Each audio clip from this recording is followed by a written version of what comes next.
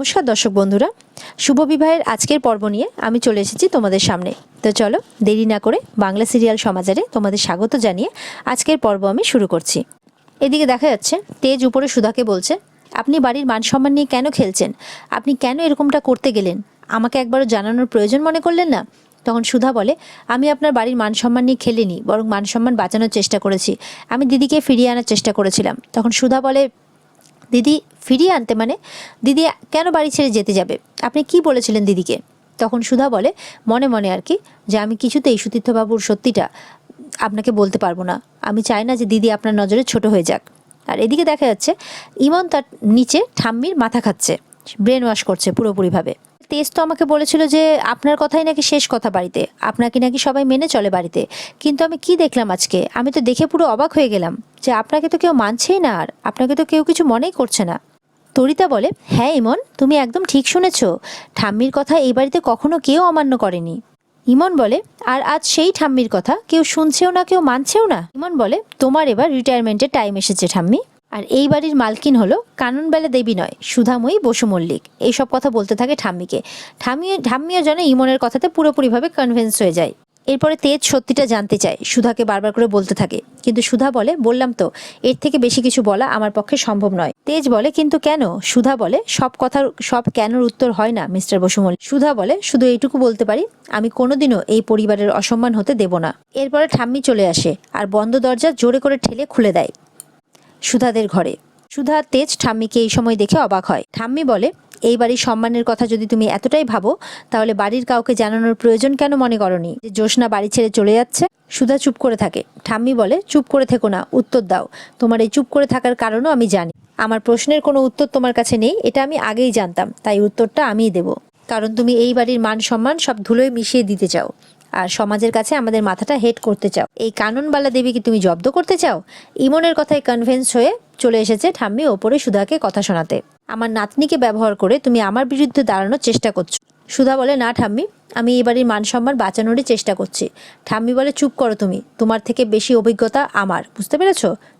তোমার থেকে ঢের বেশি অভিজ্ঞতা আমার। আমি মানুষের মুখ দেখলে বুঝতে পারি যে তার উদ্দেশ্যটা কি। সুধা বলে, আমার থেকে অভিজ্ঞতা আপনার অনেক বেশি, কিন্তু সেই অভিজ্ঞতা দিয়ে আপনি কি কখনো ভেবে দেখেছেন যে দিদিকে কেন এই বাড়ি ছেড়ে চলে যেতে হলো? এই বাড়ির পরিবেশ কতটা দমবন্ধ করা, যার জন্য মরিয়া হয়েছিল দিদিভাই যে কখন সে বাড়ি থেকে যাবে। আর তার জন্য দায়ী কে? ঠাম্মি। ঠাম্মি তাকিয়ে থাকে সুধার দিকে, সুধাও তাকিয়ে থাকে ঠাম্মির দিকে। তখন বলে, সুধা তখন বলে, শাসন বারণ এই সমস্ত কিছু দিয়ে সবটা হয় না ঠাম্মি। হ্যাঁ, মানুষের মনে ভক্তি জাগাতে পারে, কিন্তু ভালোবাসা নয়। কখনো দিদিকে কাছে ডেকে বোঝার চেষ্টা করেছেন যে দিদি কি চায়, কিসে তার মন ভালো থাকে? ঠাম্মি বলে, আমি এখন তোমার কাছ থেকে শিখবো যে কার সাথে কিরকম ব্যবহার করা উচিত, কার সাথে কিরকম কথা বলা উচিত? আমি শুধুমাত্র আমার নাতির জন্য তোমাকে এই বাড়িতে জায়গা দিয়েছিলাম, কিন্তু আমি এখন বুঝতে পারছি আমি নাতির জন্য বউ নয়, কালসাপ এনেছি। এটা শুনে তো সুধা অবাক হয়ে যায়। ঠাম্মি বলে ওঠে। তেজ বলে, দেখো দাদু ভাই, তুমি কার হয়ে কথা বলছিলে? তুমি কার জন্য তুমি তোমার ঠাম্মির বিপক্ষে গেছিলে? তুমি ওকে বিশ্বাস করতে পারো?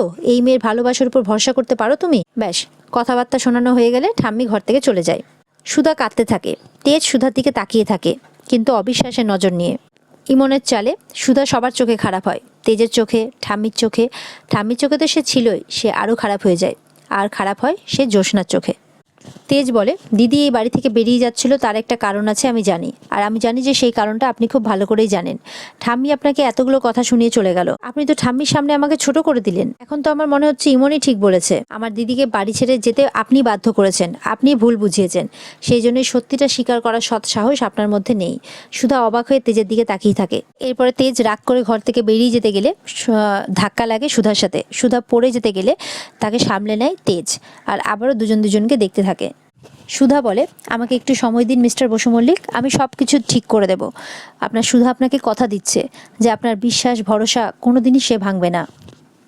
এদিকে জ্যোৎস্নার শাশুড়িমা প্রশ্ন করে ঠাম্মিকে, আমি কি শুনছি মাসিমা, কাল রাতে জ্যোৎস্না ব্যাগপত্র নিয়ে কোথায় হাঁটা দিয়েছিল?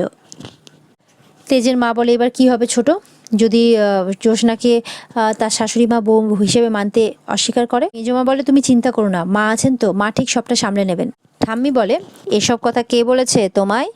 তখন ওদিক থেকে তরিতা মনে মনে বলে, বাবা আমার নাম আবার না নিয়ে ফেলে, তাহলে তো আমার গর্দন নেবে ঠাম্মি এবার।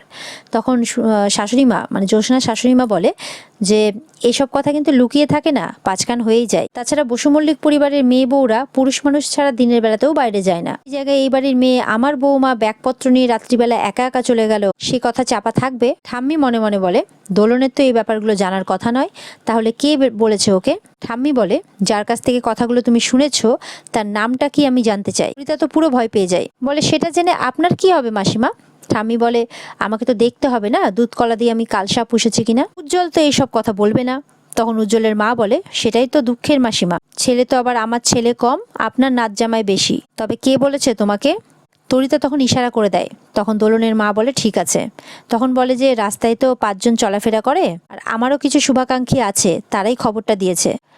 তেজের মা বলে, কি বলছে রে মেজো?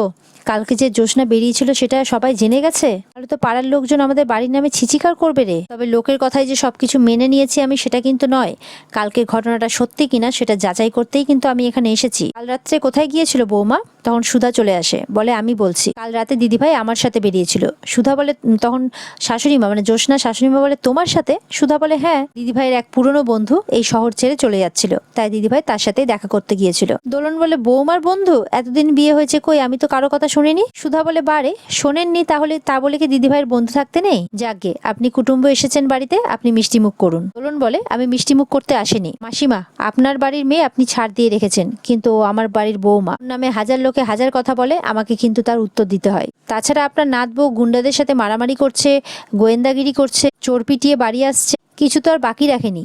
আপনার নাত বউয়ের থেকে আমার বৌমা যত দূরে থাকে ততই ভালো। তরিতা বলে, এই তো, এইভাবে দিদিভাইয়ের নামে ঠাম্মির মনে আরো বিষ ঢালতে পারলেই তো ভালো। আমাদের বাড়ির মেয়েকে বিয়ে দিয়ে যখন তোমাদের বাড়ির বউ করেছি, তখন তাকে গড়ে পিঠে নেওয়ারও কিন্তু দায়িত্ব তোমার। তাই আমি চাই যে আজই তুমি সঙ্গে করে নিজের ছেলে বৌমাকে বাড়ি নিয়ে যাও। এটা শুনে তো জ্যোৎস্নার শাশুড়িমা খুব খুশি হয়ে যায়। জ্যোৎস্না উপর থেকে দাঁড়িয়ে সবটা দেখছে। সুধারও চোখ যায় জ্যোৎস্নার দিকে, দেখে যে জ্যোৎস্না সবটাই শুনেছে। এদিকে জ্যোৎস্না ঘরে চলে যায়, গিয়ে কাঁদতে থাকে, সুতীর্থ আমাকে ক্ষমা করো, আমি এই বন্ধ জেলখানা থেকে কিছুতেই বেরোতে পারলাম না। এদিকে উজ্জ্বল আসে, বলে, বউ, ও বউ, কাঁদছো কেন? কি হলো বলবে তো আমাকে? আমাকে কিছু বলো। আরে কেউ কিছু বলছে না, যাকেই জিজ্ঞাসা করছি সেও কিছু বলছে না। কাল কোথায় গেছিলে তুমি?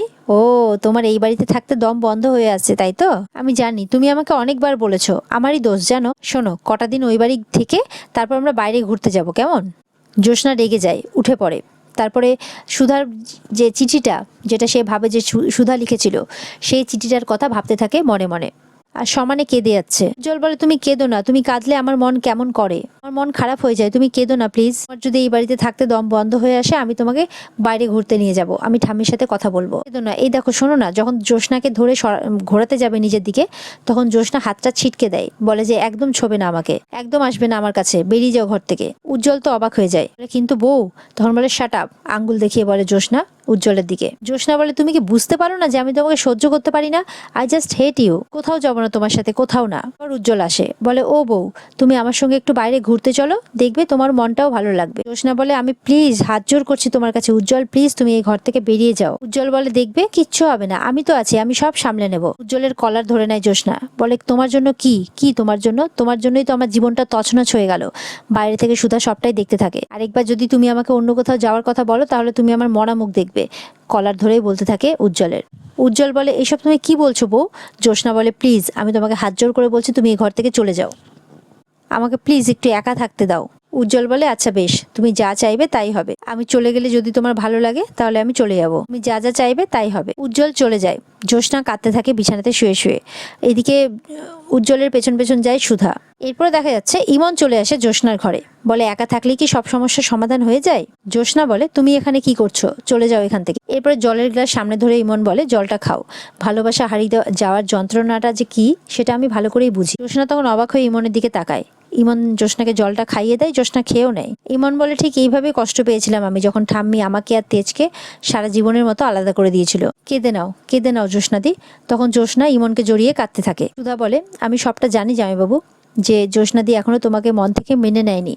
তখন উজ্জ্বল বলে, না না, আমার বউ খুব ভালো, আমার তো অনেক রকমের সমস্যা আছে, আমি না খুব চেষ্টা করছি, জানো তো, খুব চেষ্টা করছি ওর মতো করে হওয়ার, কিন্তু কেন জানি না কোনো কিছুতেই ওকে খুশি করতে পারছি না। কিন্তু দেখো, একদিন আমি আমার বউয়ের মনের মতন হবই। সুধা বলে, তুমি খুব ভালো মনের মানুষ উজ্জ্বলদা, দিদিভাই ঠিক তোমার মনটা বুঝবে।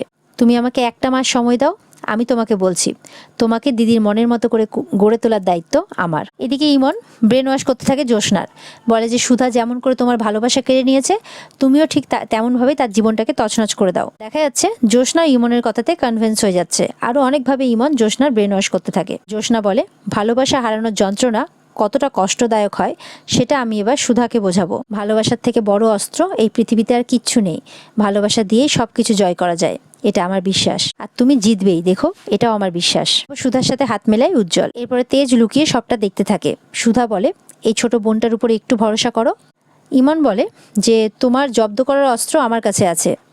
এতে কিছু ছবি দেয় জ্যোৎস্নাকে, বলে এতে আমার আর তেজের কিছু ছবি আছে, আমরা যখন সম্পর্কে ছিলাম তখনকার কিছু ছবি এগুলো, আর এটা হচ্ছে তেজের পাঠানো চিঠি আমাকে।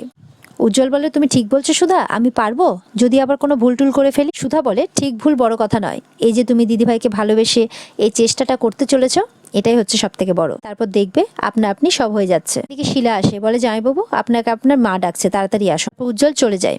এদিকে সুধা নজর ঘোরাতেই দেখে তেজ সেখানে দাঁড়িয়ে আছে। তেজ ওর নজর এড়িয়ে চলে যেতে থাকে। সুধা বলে, কাল রাতে অতগুলো কথা শোনালো, আবার এখন পিছু পিছু চলে এসেছে। তেজ তখন সুধার কাছে আসে, বলে, কি বললেন আপনি? সুধা বলে, কই কিছু না তো, তাছাড়া আপনি এখানে কি করছেন, আমার উপর নজর রাখছিলেন? তেজ বলে, অনেকদিন আগে থেকেই রাখা উচিত ছিল, তাহলে এই দিন দেখতে হতো না, আসলে আমি তো বাকিদের মতো বালিশ চাপা দিয়ে লোক ঠকাই না, তাতেও আসে না এগুলো, তাই মানুষের উপর বিশ্বাস করে ঠকে যায়, আর সেই মানুষটাও পার পেয়ে যায় আমাকে ঠকিয়ে। সুধা বলে, কারো ভালোর জন্য মিথ্যে বললে ঠাকুর সেই অপরাধ নেন না।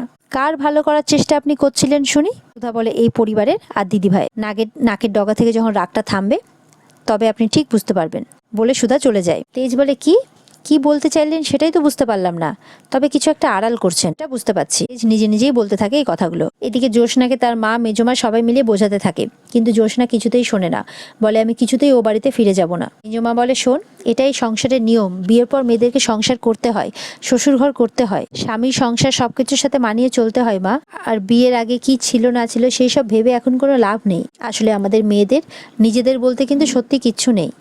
জ্যোৎস্না বলে, কেন মেজমা, কেন, মেয়েরা কি ফেল না? হ্যাঁ, ছেলেদেরকে সবসময় বংশের বাতি বলা হবে? আচ্ছা, এমন একটা কাজ বলো তো যেটা ছেলেরা পারে মেয়েরা পারে না? মেয়েরা তো সব পারে, কিন্তু তারপরে মেয়েদের ইচ্ছে অনিচ্ছা ভালোবাসার এগুলোর দাম কেন দেওয়া হয় না? আমি ভাবছিলাম তোমরা অন্তত আমার কথাটা ভাববে, কিন্তু না, আমি ভুলছিলাম, তোমরাও আমার কথা ভাবলে না, শুধুমাত্র নিজেদের কথা ভাবলে। এরপর জ্যোৎস্নার মাও বারবার করে বোঝাতে থাকে তাকে, বলে, যা হয়ে গেছে হয়ে গেছে, তুই ভুলে যা মা। পরে জ্যোৎস্নাকে বুঝিয়ে উজ্জ্বলের পাশে দাঁড় করিয়ে দেয় তার মা।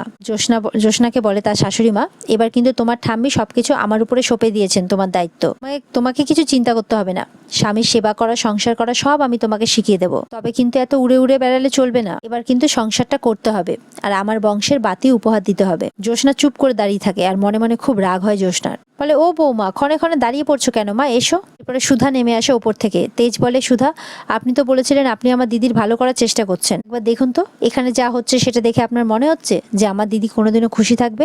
সুধা মনে মনে বলে, এইভাবে দিদি জোর করে শ্বশুরবাড়ি গেলেও সেখানে মানিয়ে নিতে পারবে না, আবার যদি পালানোর চেষ্টা করে তাহলে তো কেলেঙ্কারি হবে। আজকের পর্ব এই পর্যন্তই।